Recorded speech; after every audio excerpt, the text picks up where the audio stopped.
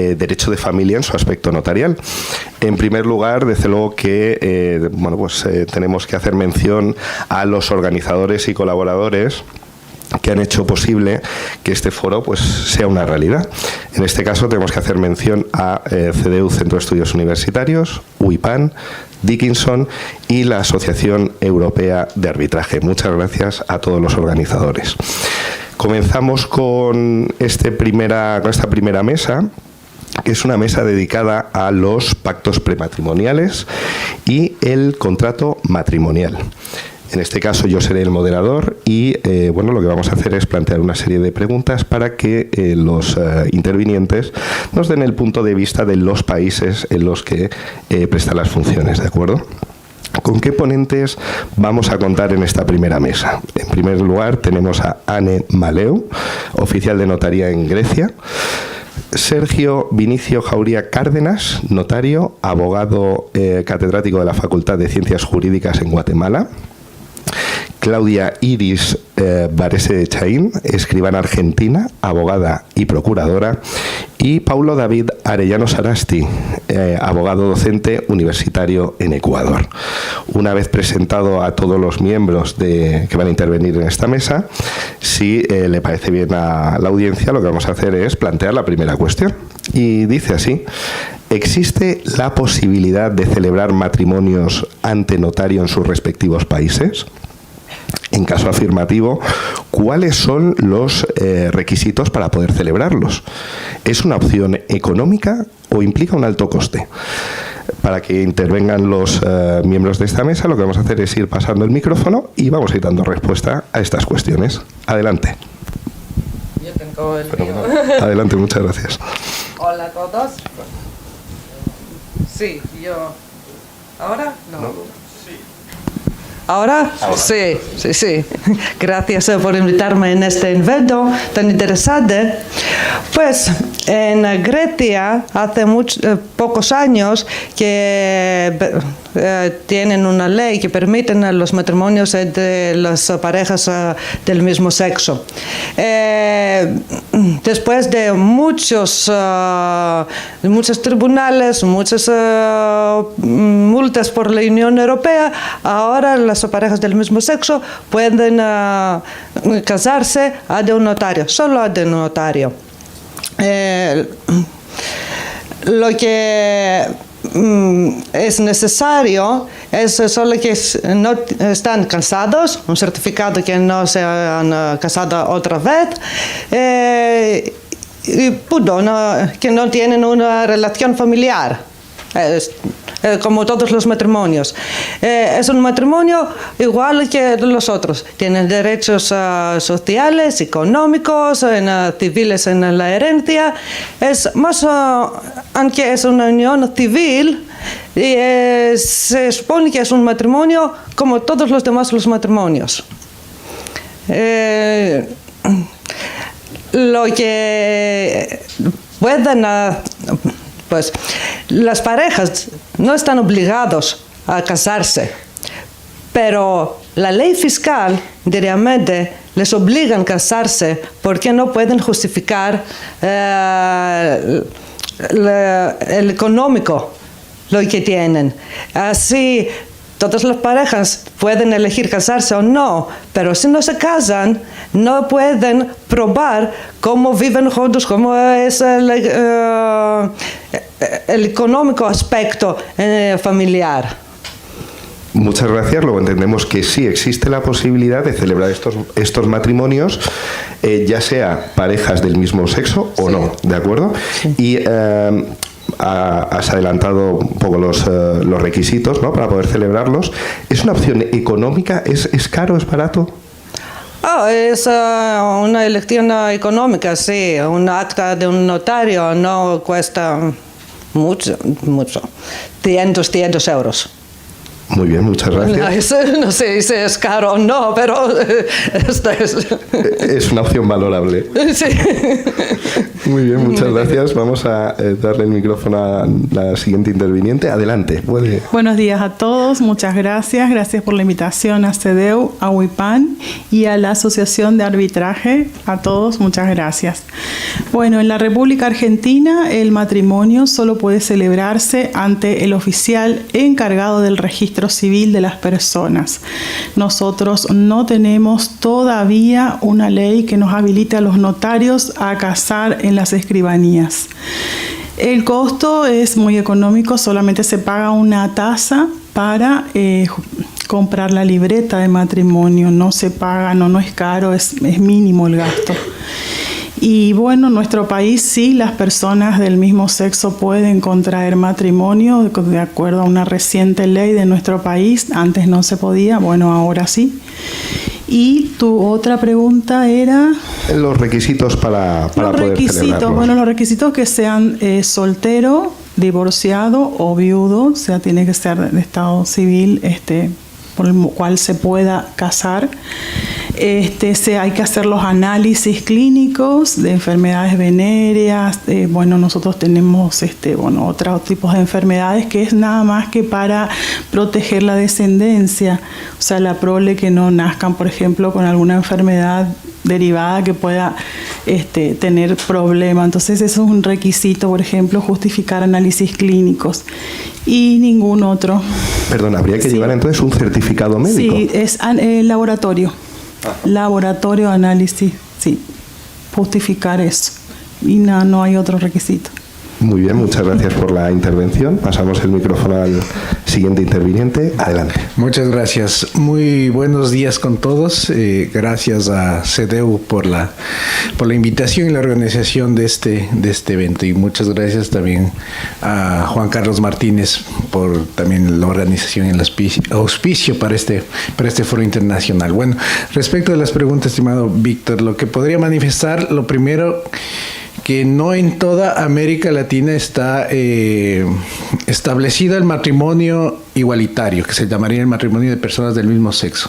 En algunos países está prohibido, incluso hasta a nivel constitucional, está que el matrimonio es un contrato entre un hombre y una mujer. Entonces, si ya lo tenemos en la Constitución, pues no puede ser objeto de que se pueda practicar o realizar el matrimonio, como es, por ejemplo, en Perú, en Bolivia, y me parece que también en Guatemala está prohibido el matrimonio de personas del mismo sexo. En Ecuador sí se puede hacer, pero es a raíz de en el año 2019 que hubo una demanda ante la Corte Constitucional de dos mujeres que querían contraer matrimonio y que llegó hasta la Corte Constitucional a fin de que se aplique de manera directa los derechos humanos. Entonces está concebido como un derecho de las personas, como un derecho humano, el contraer matrimonio de personas con el mismo sexo. Entonces, a raíz de esta sentencia constitucional es la que se reforma o viene a reformarse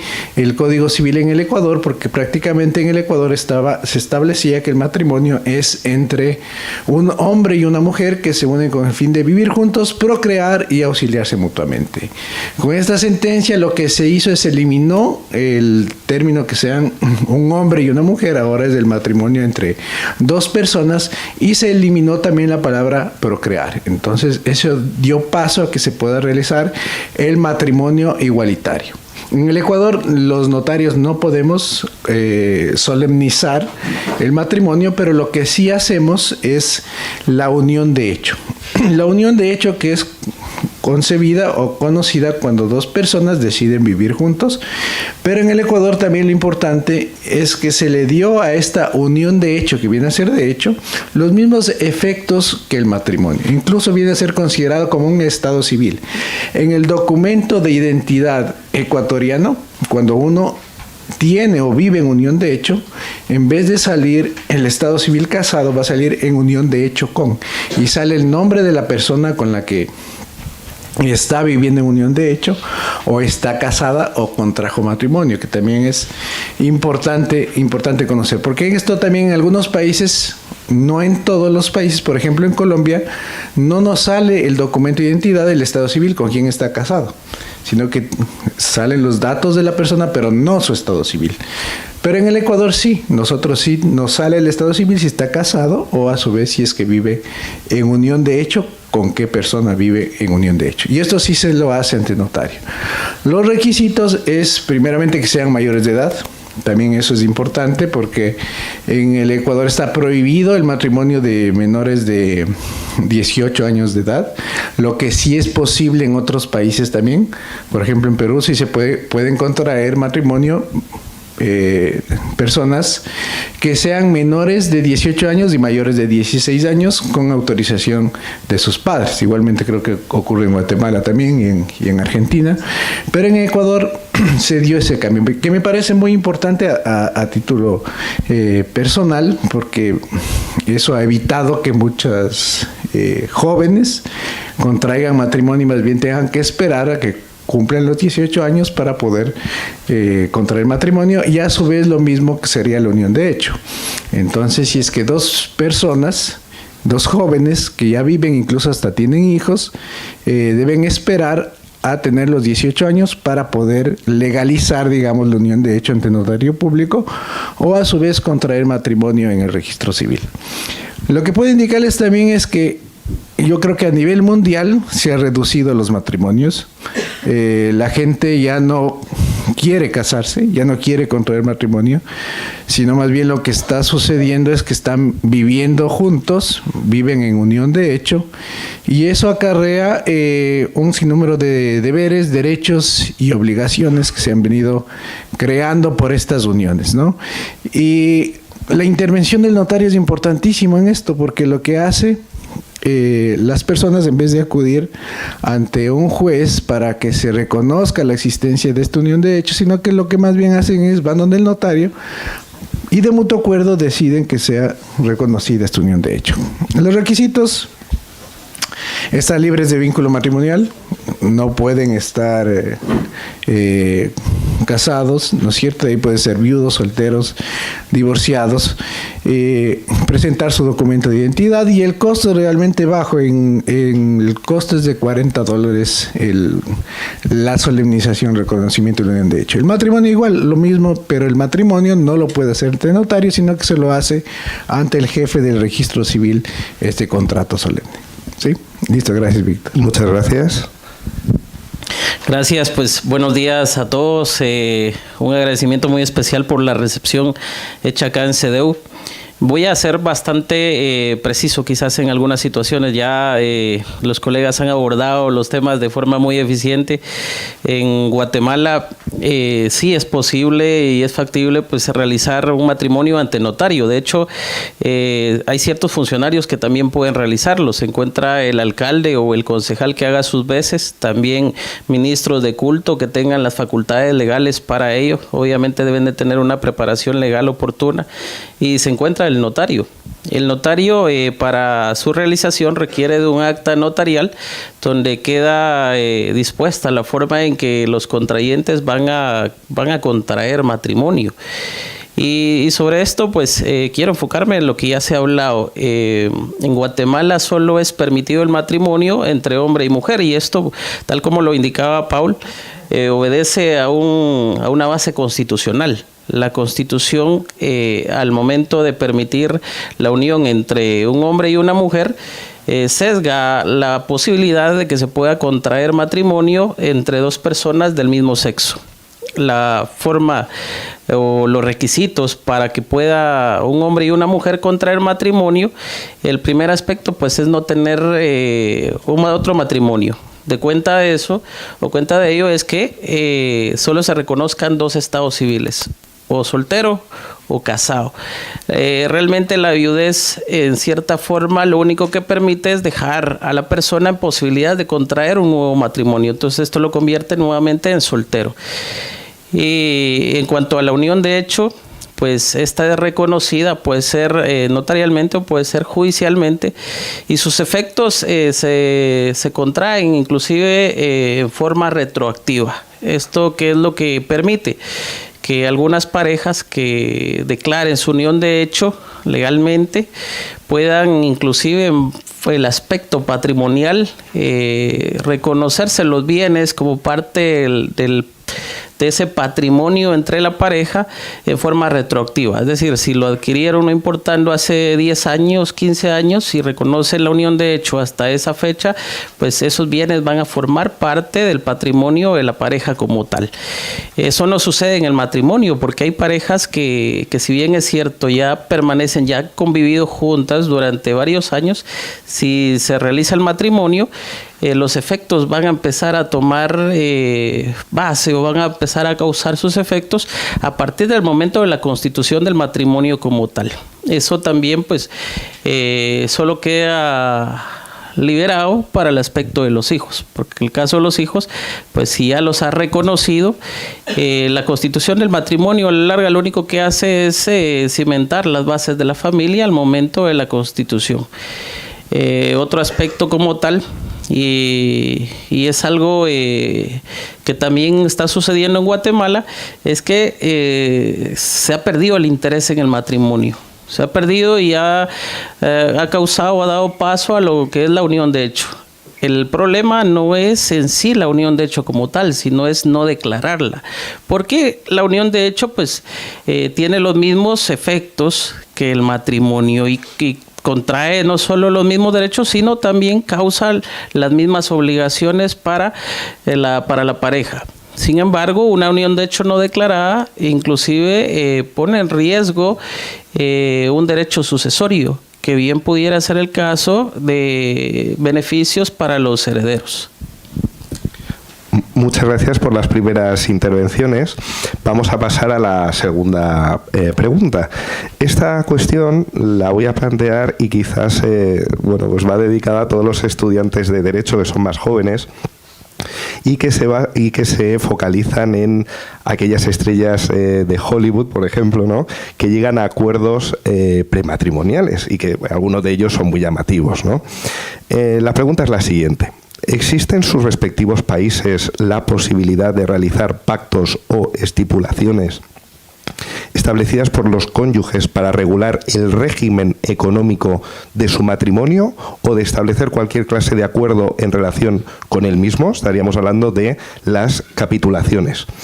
En caso afirmativo, ¿es una opción habitual o poco común?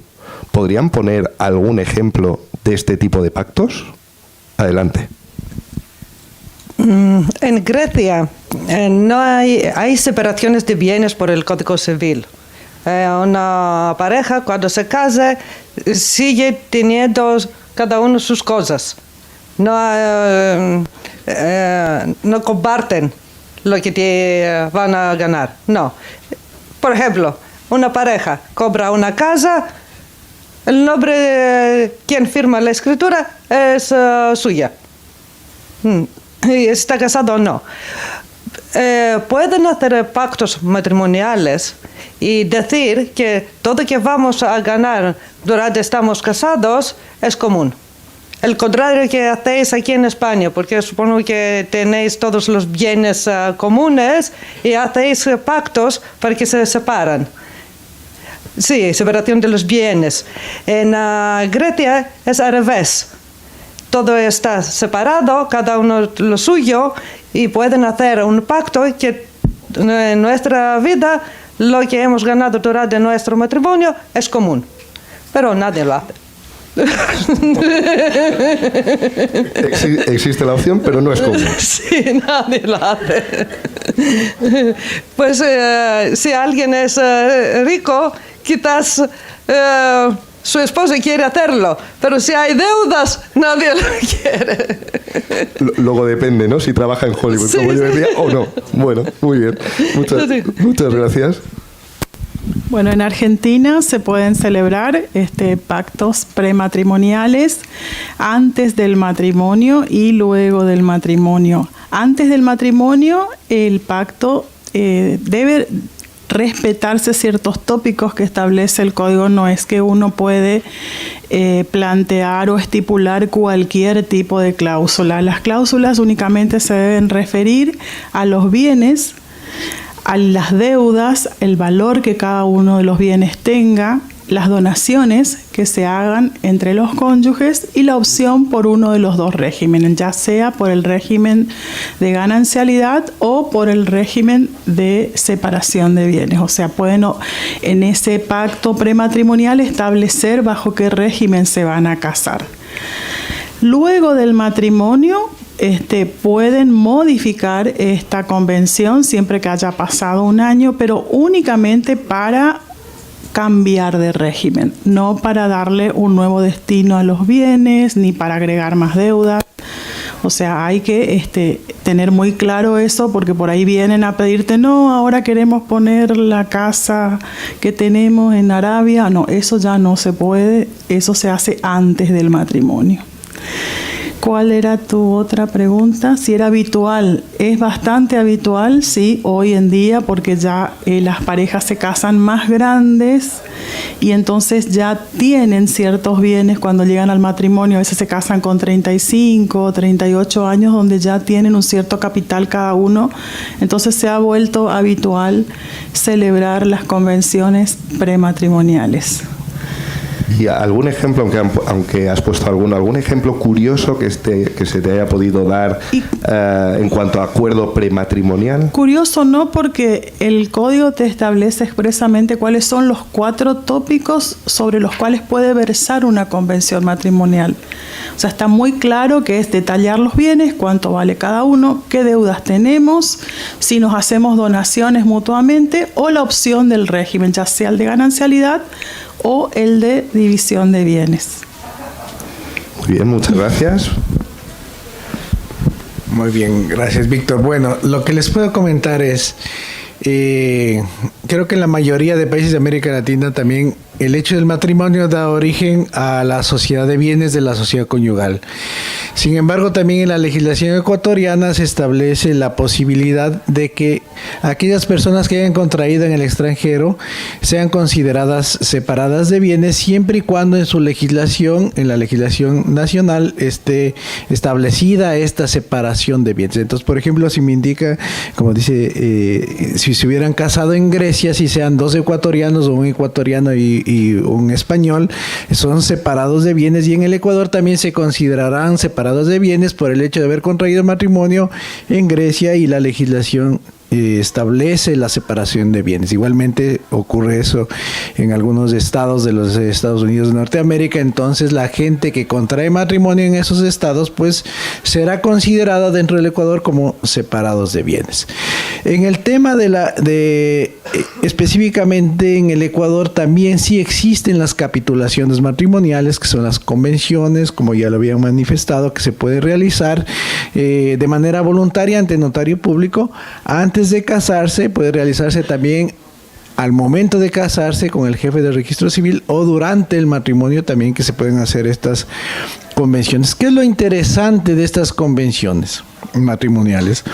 Que es, dentro de estas capitulaciones o convenciones se pueden realizar donaciones entre los cónyuges. Es decir, un cónyuge le puede donar al otro cónyuge un determinado bien, que es lo que me ha pasado como experiencia que he podido ver, que cuando empieza la pareja está totalmente enamorada, y por lo general uno de los cónyuges es el que dona o regala un departamento, un terreno, un bien inmueble a la pareja, ¿no?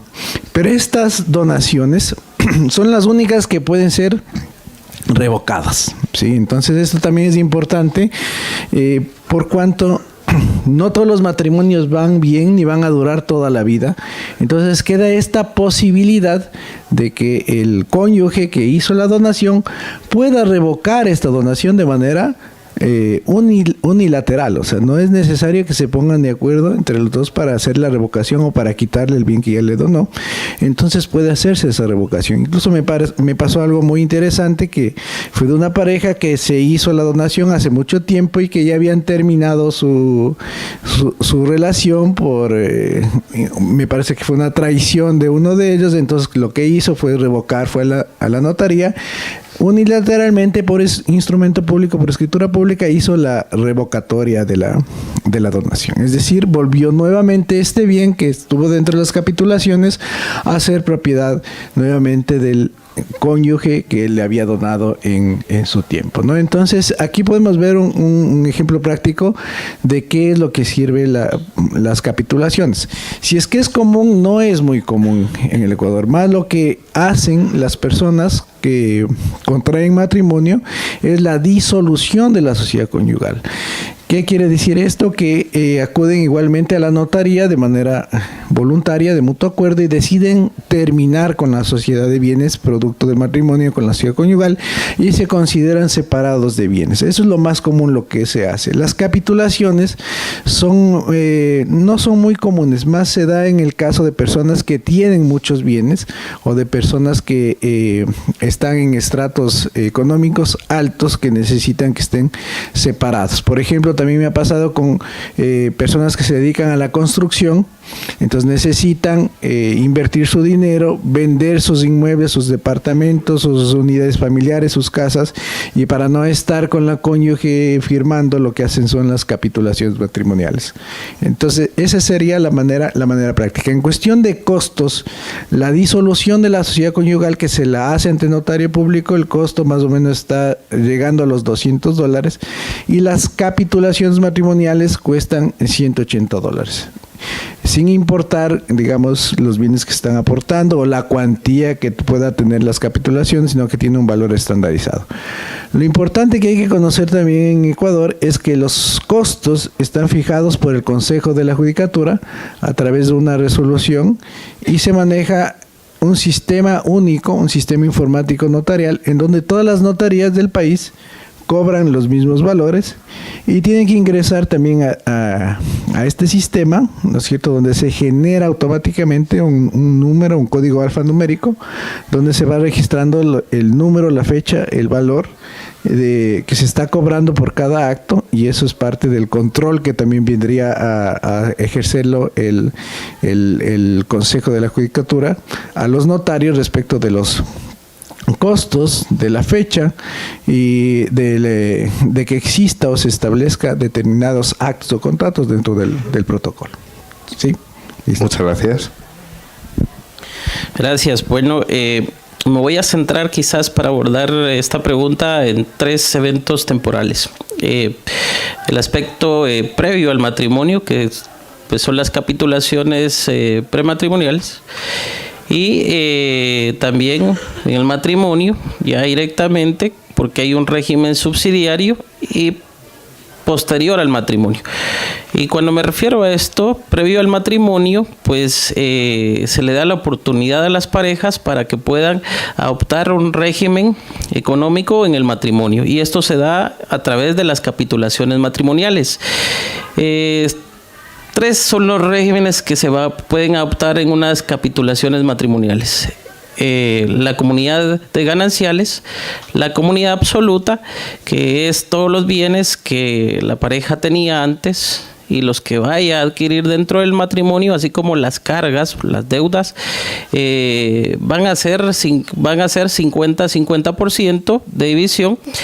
No importando cómo las hayan adquirido, se haya pagado más el esposo o la mujer. Y pues esto al final, pues lo único que determina es en qué forma se van a dividir los bienes al momento de la separación, y también cómo van a ser tomados en cuenta en dado caso pues falleciera alguno de los cónyuges.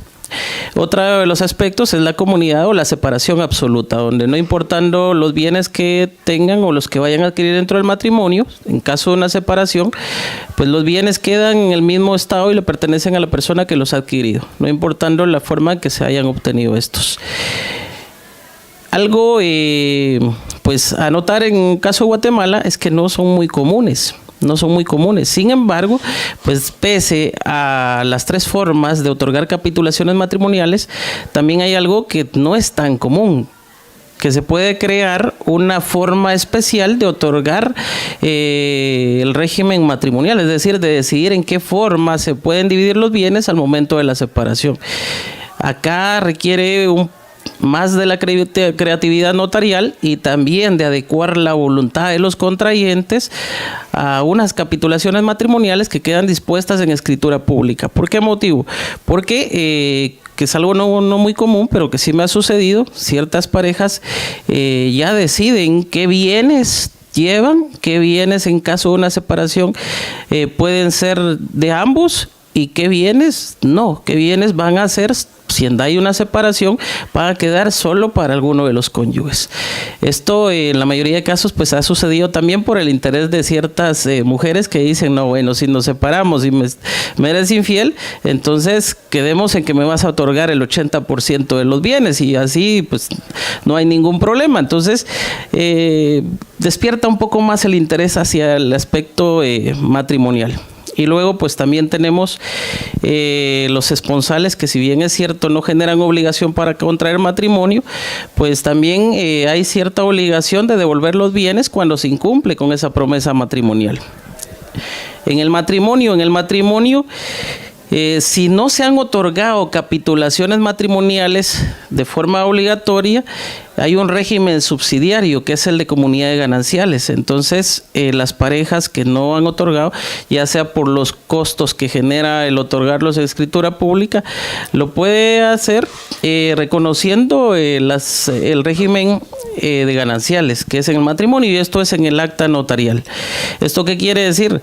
Que la pareja en ese momento está reconociendo que los bienes con los que llega al matrimonio pues serán de cada uno de ellos, con la forma que lo han adquirido. Sin embargo, los que vayan a poseer dentro de la relación matrimonial, si en dado caso se separan, estos van a ser divididos en iguales proporciones, igual las cargas que pues se contraigan durante el matrimonio para ambas partes.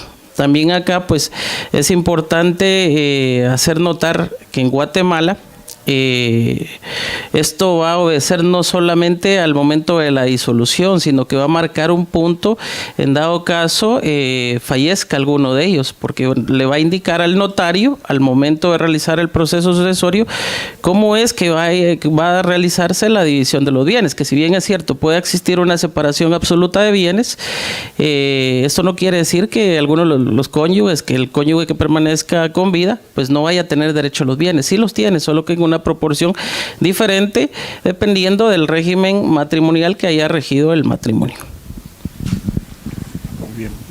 Muchas gracias.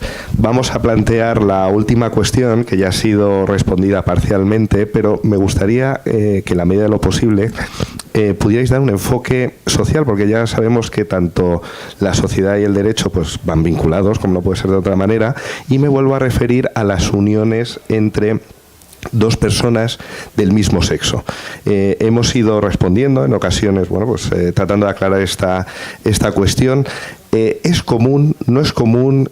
¿Podemos hablar del contexto que ha podido llegar a hacer que esto sea posible? Me gustaría que dieseis a la sala un enfoque más social.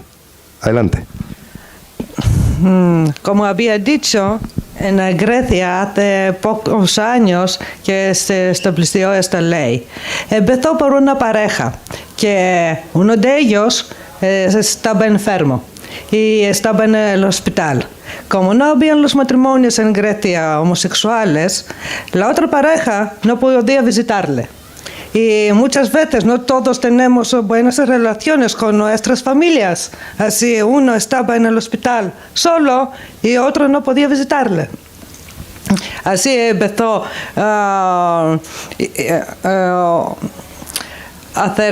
ir a los tribunales.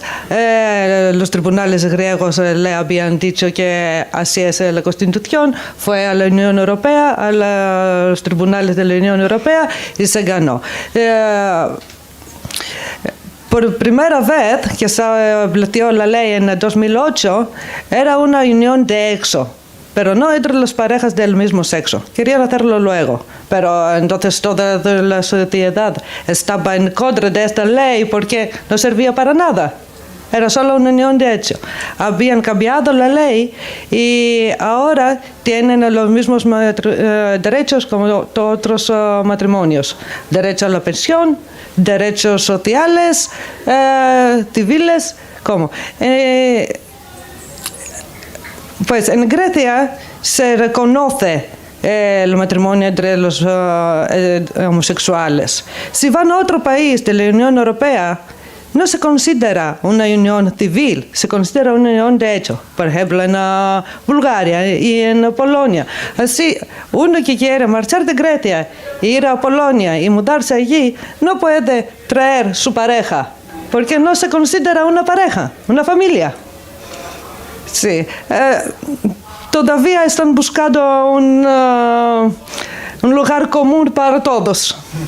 Pero muy bien, muchas gracias. Creo que ha dado perfectamente la perspectiva, ¿no? Sí. Muchas gracias. Bueno, en Argentina se está dando de a poco porque tenemos una sociedad un poco conservadora. Más se van por la unión, de hecho, que en nuestro país, bueno, no quiero adelantarme a tu próxima pregunta, pero van por las uniones convivenciales un poco más que por el matrimonio del mismo sexo. Y como no se celebra ante notario, no tengo un parámetro de estadística como para darles, pero la sociedad al continuar un poco conservadora hace que esto llegue más despacio que en otros estados. Muy bien, muchas gracias. Muy bien, bueno, yo ya les había hablado un poco del matrimonio igualitario. Lo que sería importante acotar respecto de el matrimonio igualitario es que primero se dio la unión de hecho, ¿no? La unión de hecho entre dos personas del mismo sexo, o también puede ser personas de diferentes sexos, siempre y cuando estén libres de vínculo matrimonial se puede establecer la unión de hecho, ¿no? El matrimonio igualitario nace, como les digo, de una pareja de mujeres que tuvieron que acudir a la Corte Constitucional, que es el órgano jurisdiccional más alto en el Ecuador, para que a su vez haga una interpretación de la Constitución y dé la viabilidad para que se realice el matrimonio igualitario. Lo que es importante conocer es, y que me ha llamado mucho la atención a mí, que a lo largo de la historia ha habido siempre la influencia, digamos, de la Iglesia Católica, ¿no? La Iglesia Católica ha sido una parte fundamental dentro del poder político mismo y de las normas que se han venido estableciendo en el Ecuador, y yo creo que en América Latina. Y dentro de estas normas ha estado el matrimonio concebido como la unión entre un hombre y una mujer, ¿no? Incluso en nuestro Código Civil, en el Código Civil ecuatoriano, existía la posibilidad de desheredar al hijo homosexual. O sea, y está establecido dentro del Código Civil todavía de que si es que el hijo es homosexual puede ser desheredado, o sea, mediante testamento se le puede dejar sin herencia, algo que viene a ser anacrónico, ¿no es cierto? También el tema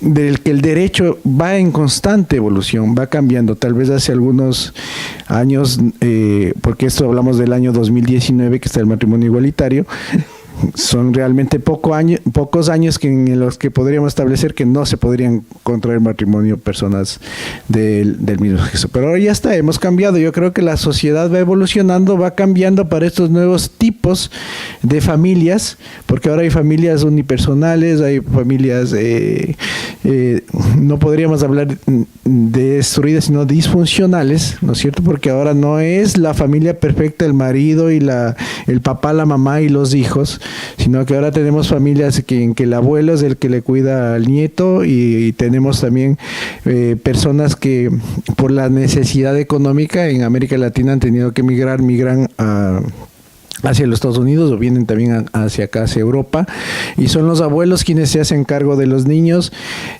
También las parejas homosexuales también, o del mismo sexo, digamos, también se unen y tienen los mismos derechos y obligaciones. O sea, estamos hablando de que la sociedad en sí está cambiando, y nosotros, en el aspecto también del derecho notarial, debemos acomodarnos como notarios para poder dar esa seguridad jurídica que necesita la familia y los diferentes tipos de familia, no solamente la familia que nosotros vemos en en las series animadas o los dibujos animados, sino más bien la familia real, la que tiene toda nuestra sociedad, la realidad en la que nosotros estamos viviendo, de que son familias diferentes, que no son familias modelo como las que nos ha vendido o la que hemos tenido en la iglesia, la que hemos tenido en los cuentos de hadas, en los libros, sino familias reales, y para eso está el notario, para dar seguridad jurídica, dar certeza, dar solemnidad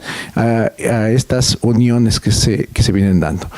Algo que sí quisiera aclarar también es que en la Constitución de la República del Ecuador lo que está prohibido es que las parejas del mismo sexo puedan adoptar. O sea, pueden contraer matrimonio, pueden solemnizar la unión de hecho, pero se les está prohibido que puedan adoptar hijos o hijas. Listo. Muy bien, muchas gracias. Bueno, pues ya lo había adelantado, en Guatemala no es permitido el matrimonio entre parejas del mismo sexo. Sin embargo, pues resulta importante también abordar ciertos aspectos que ya han sido discutidos, y es sobre el tema de derechos y obligaciones.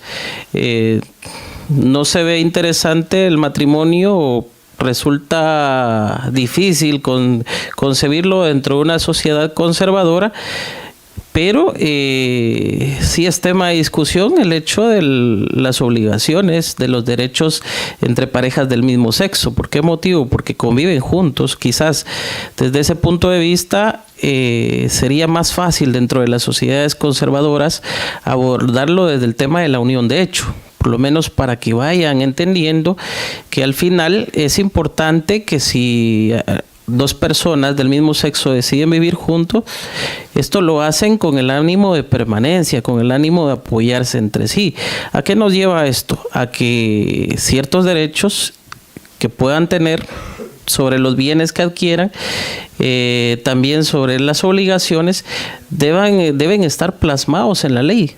Entonces, reconocer esa unión, al final lo que hace es únicamente darles ese posicionamiento que años tras años pues han venido surcando una lucha en diversos países. Y cuando vemos esto también es interesante la posición de la Iglesia Católica, porque cuando nos vamos al derecho canónico o nos vamos a entender el espíritu de esas normas, no es que la Iglesia Católica en cierta forma prohíba que se le reconozca el derecho a las parejas homosexuales. Es más, en diferentes concilios o inclusive posiciones expuestas por la misma Iglesia Católica a través del Papa, pues se ha manifestado que debe reconocerse en las legislaciones de los diferentes países a las parejas del mismo sexo esa unión, pero es para el tema de los derechos y también para el tema de las obligaciones. Muchas gracias por darnos vuestra perspectiva en cada uno de los respectivos países. Vamos a finalizar la mesa invitando a que alguien del público, si quiere formular alguna cuestión, le vamos a dar paso. Y bueno, creo que es una oportunidad con este nivel y estos ponentes que tenemos, preguntar alguna cuestión, ya sea a nivel general para que intervengan cada uno y den la perspectiva de igual manera que he hecho yo, o en una pregunta determinada en un determinado país, ¿no? Por ello invito a ello. Adelante, Juan Carlos. Dado que el matrimonio está en decadencia, quiero decir, la institución matrimonial, cada vez hay menos matrimonios, y parece ser que está subiendo y otorgándose beneficios a las uniones de hecho o parejas de hecho en los países, ¿pensáis que algún día puede igualarse ambas instituciones o cambiar de alguna manera? Es lo que me pregunto. Adelante. Si las uniones de hecho van a ser iguales como los matrimonios, sí, sí, porque hay una cosa, el matrimonio de una iglesia se considera diferente la iglesia considera familia una papá, un mamá y los niños, y punto. Y la única razón para hacer una familia es esto, para tener hijos. Pero ahora las parejas no se casan solo para tener hijos, pero por razones económicas, sociales, por muchos motivos. Así, la denominación familia es un término muy amplio y puede ser de cualquier persona, aunque ahora se considera familias que no viven en la misma casa, que viven en otros países cada uno. Por esos motivos la gente va a las uniones. No de hecho, supongo que las uniones de hecho van a cambiar y ser uniones civiles como los matrimonios y van a ser iguales. Muchas gracias. No sé si alguno de los participantes de la mesa quiere también responder a la pregunta que ha planteado Juan Carlos. Bien, hola, ¿se escucha? Sí. Bueno, las uniones convivenciales, que en nuestro país se denominan así, no uniones de hecho. De hecho, las personas que se unen se llaman convivientes, ya no más se llaman concubinos, porque se consideró que el término concubino sonaba un poco despectivo o despreciativo, sobre todo hacia la mujer. Las uniones convivenciales van ganando mucho terreno, si bien antes teníamos algunas leyes que les daban cierta protección a los fines previsionales o a los fines de la obra social, por ejemplo. Ahora van ganando terreno y se las legisló en el Código Civil. Estas uniones convivenciales también pueden celebrar pactos, si bien habíamos visto que en el matrimonio solo se debían respetar 4 tópicos para las convenciones. En las uniones convivenciales este terreno se amplía, los convivientes pueden pactar todo lo que se les ocurra en la convención. Esa es prácticamente una diferencia con el matrimonio y es para mí muy beneficioso porque pueden incluir temas, por ejemplo, no solo previsionales, sino también la división de los bienes, cómo van a partir al momento de la separación, cómo va a ser la adjudicación de cada uno de los bienes.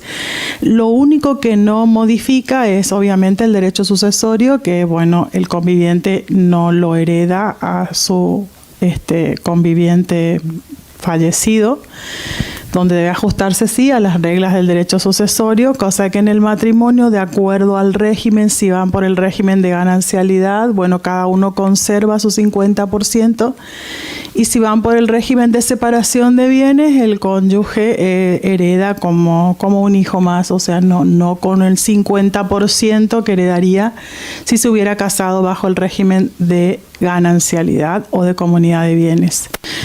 Yo creo que las uniones convivenciales, de hecho, bueno, las hacemos en las escribanías, se hace por escritura pública, se requiere una convivencia de 2 años, sin más requisitos, y bueno, y ahí solo se pide 2 personas que tengan un proyecto de vida en común y continuar una vida juntos, y bueno, también se puede disolver esta unión convivencial. Una vez celebrada por escritura, se debe inscribir en el registro civil de las personas, y yo creo que va predominando la unión convivencial por sobre el matrimonio. Es una realidad social y el derecho debe ir acompañando, ir un paso adelante a los cambios, porque es dinámico y bueno, los notarios tenemos que estar preparados, actualizados para poder asesorar, sobre todo con el tema del régimen patrimonial. A mí, si me piden consejo o asesoramiento, siempre les digo que bueno, si van a unirse, compren los bienes en condominio, porque todo bien cuando hay cariño, pero cuando no hay cariño empieza el tema de las propiedades y los problemas con las propiedades, las cuentas bancarias, las monedas virtuales y todas estas cosas que trajo la modernidad. Y entonces, si a mí me preguntan, le digo, bueno, la moto la compran en condominio, van a comprar el terreno en condominio, la cuenta bancaria juntos, para después, al momento de la disolución, sea una separación equilibrada. Muchas gracias. No sé si Creo que había tenido otra pregunta. Tenemos otra pregunta, vamos a dar paso a la siguiente cuestión. Sí, por il notario Arellano. Riguardo la revoca della donazione in caso di divorzio, la pregunta è esta. El límite temporal por poder hacer la revoca existe, se puede hacer siempre, también 20 años de matrimonio, sí, o no. Así es, Dina, sí, puede, o sea, en el Código Civil está que podrá, la única donación que puede ser revocada es la donación por causa de matrimonio. Entonces no se establece un tiempo que podría ser 10 años, 5 años o 20 años. Lo que sí me ha llamado mucho la atención es que, por ejemplo, si se hace la donación dentro de las capitulaciones matrimoniales de un determinado bien, se lo inscribe en el registro de la propiedad, pero con la aclaración de que es una donación revocable, ¿no es cierto? Sí, entonces, al ser o estar establecido que es una donación revocable, no lo puede vender porque no habría quien pueda comprar algo que puede ser que en el paso del tiempo le quiten. Entonces, por esa razón es que no se puede transmitir, no se puede vender, pero sí puede ser revocado. Incluso en el caso que le había dicho, era de una pareja que ya tenían varios años de casados, y en su momento la que se oponía es la que tuvo la propiedad y que le quitó el marido de una forma unilateral, y estaba tratando de ver la manera de dejar sin efecto esa revocatoria, pero fue imposible porque la ley le permitía hacer eso al cónyuge. Listo. Muchas gracias. No sé si alguien más quiere plantear alguna cuestión. Es el momento. Puede levantar la mano y plantear la cuestión. Veo que no hay más preguntas, así que podemos dar por concluida esta mesa, no sin antes agradecer a los intervinientes tanto estas explicaciones que han ido dando como las ideas generales y particulares de sus respectivos países. Muchas gracias. Muchísimas gracias, Víctor, y gracias a ustedes.